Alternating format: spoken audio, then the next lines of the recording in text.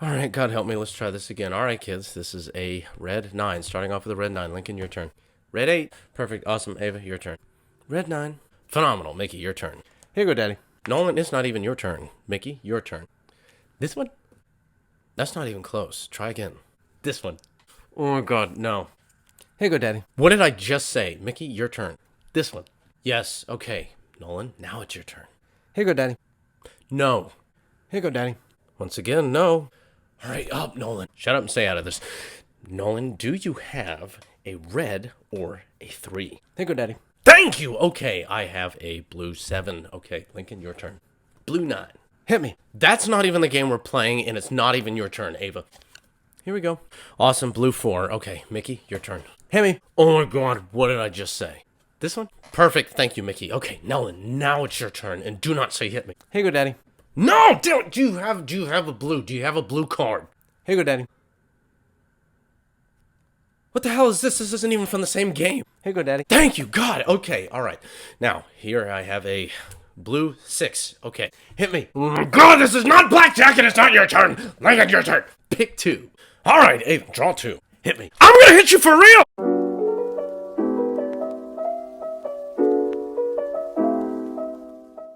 Welcome to Rumble Book Club. I'm your host, Mike Hernandez, and this is the show where a normal guy like me can talk about interesting books I've read, old and new, good and bad. So if you like the show, you like the content, or maybe you just pull your hair out when you're playing any kind of games with your kids as well, you've come to the right place, my friend. You can find us on Twitter, Getter, TikTok, and Parler, or you can subscribe right down below on YouTube and Rumble. But more importantly, be a part of the conversation. Let me know what you think about the show. Let me know what you think about the books I choose. If you want me to read any books in particular, you can actually donate to the show and see a book that you suggest right here on the shelf behind me, featured kind of like Stephen King's Later here, which I've been wanting to get around and read. But anyway, I always want people to be a part of this community. This is a book club, which means you're all involved with me.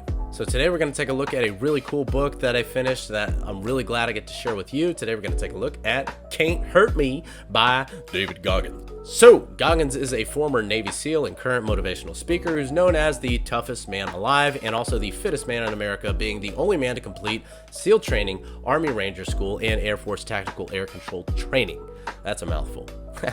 He's also set records, like physical endurance records, including completing over 4,030 pull-ups in 17 hours, which is crazy, and competing in more than 60 ultramarathons, which are marathons that can expand far beyond 100 miles in their totality, which is really crazy. So, in other words, he's been more busy than Lizzo at a Golden Corral. And now I'm canceled. So, let's take a look at the aesthetic starting off. It's kind of creepy. I just don't like being stared at by a skinny and a fat version of the same person. That's kind of intimidating. Plus Goggins is just in himself a very intimidating person. He's got this kind of 1,000-yard stare. He looks like he can reach through the page and Chuck Norris roundhouse kick me. But despite the fact that I'm scared he can jump out of this book, I'm still going to rate the aesthetics a 5 out of 10. Now let's look at the readability. David Goggins is known for being very blunt, very direct, and this book really encapsulates that really well.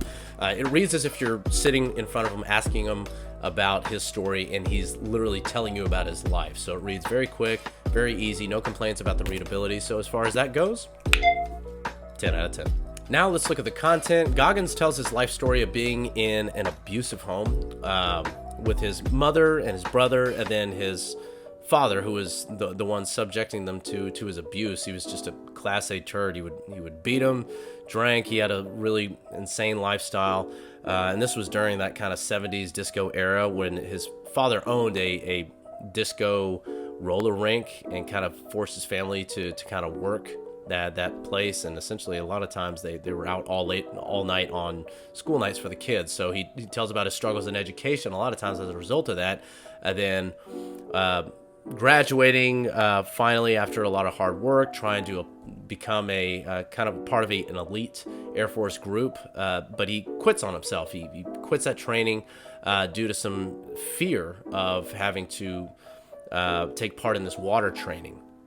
And so when he quits on that, his life really spirals out, and he ends up at rock bottom when has a job at night spraying for bugs and rodents, and he's going to these fast food restaurants, McDonald's, Burger King, and stuff like that, and spraying for spraying for pests, and he has this one particularly brutal night, and he decides to quit right there on the spot. He says, I'm done.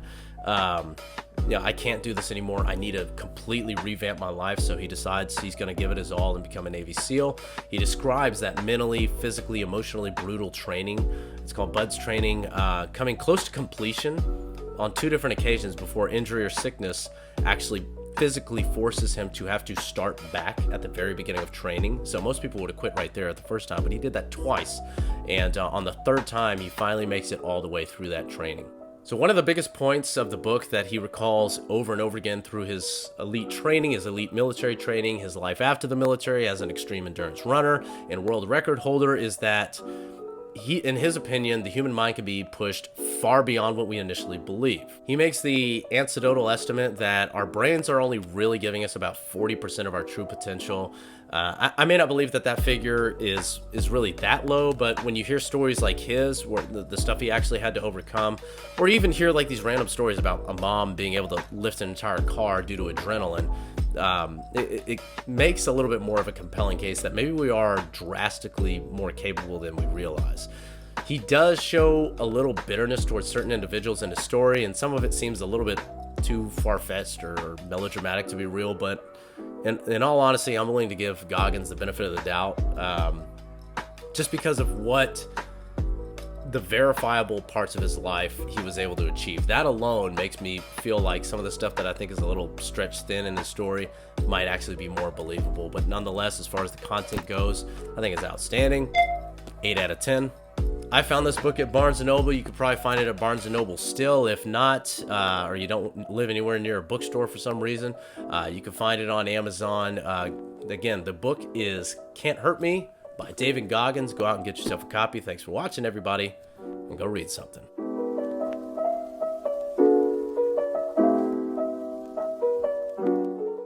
I can't play this anymore.